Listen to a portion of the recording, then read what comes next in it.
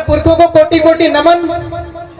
आप सब जमीन पर बैठे भाइयों बहनों सज्जनों को क्रांतिकारी जोहार।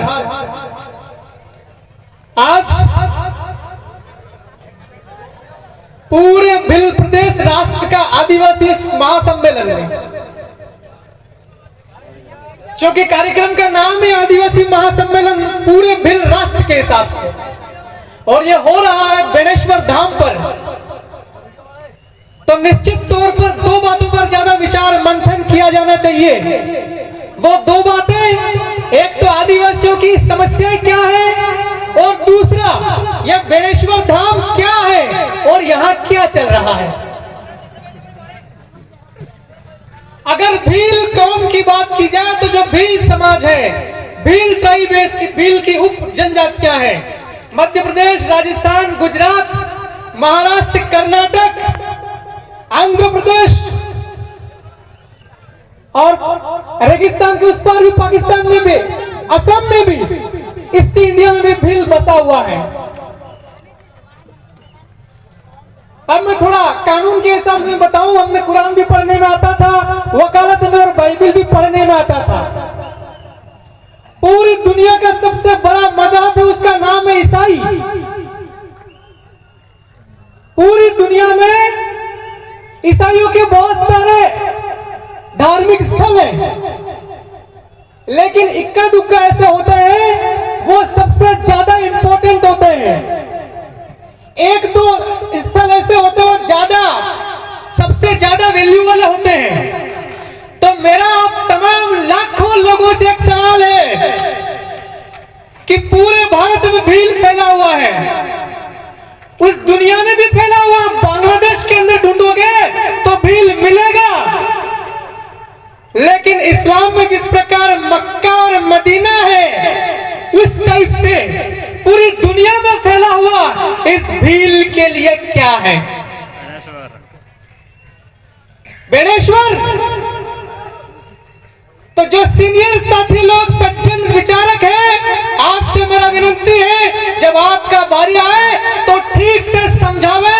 ये संदेश पूरी दुनिया में जाना चाहिए, खास करके हर भील के पास, कि बेणेश्वर क्या है।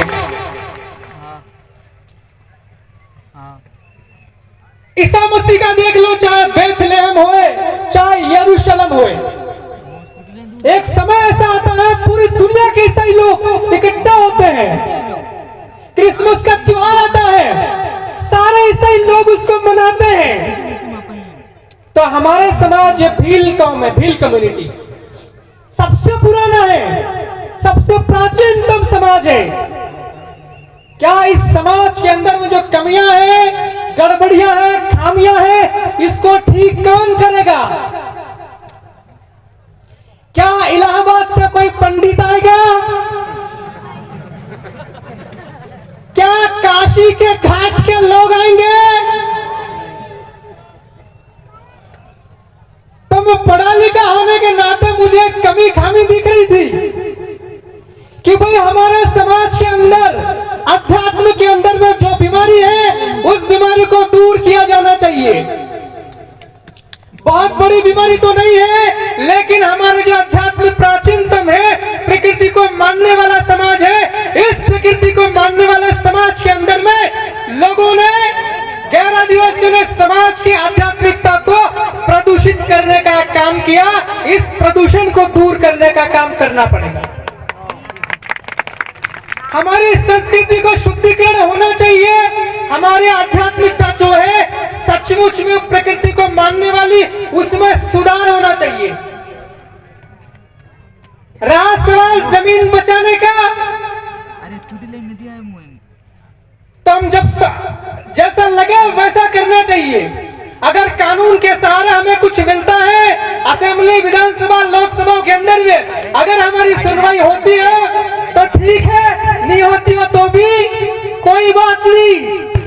5 दिन सुप्रीम कोर्ट, विधानसभा, लोकसभा को साइड में रख के, जहां जहां जमीनें हैं, जैसा आपने तैयार किया कि नहीं 2 एक रात में, अब तैयार किया है तो यहाँ पर फसलें बोना है या कोई पार्क बनाना, पेड़ पौधे लगाना, यह भी हमने ही तय करना है।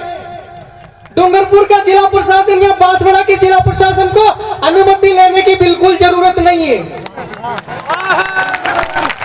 हाँ, कौन से कोने में मावजी महाराज की प्रतिमा रहेगी, कौन से कोने में कौन सा पुरखा रहेगा, कहां पर राणा पुंजा, कहां बिरसा मुंडा टंटे मामा बैठेगा, ये आपको तय करना है।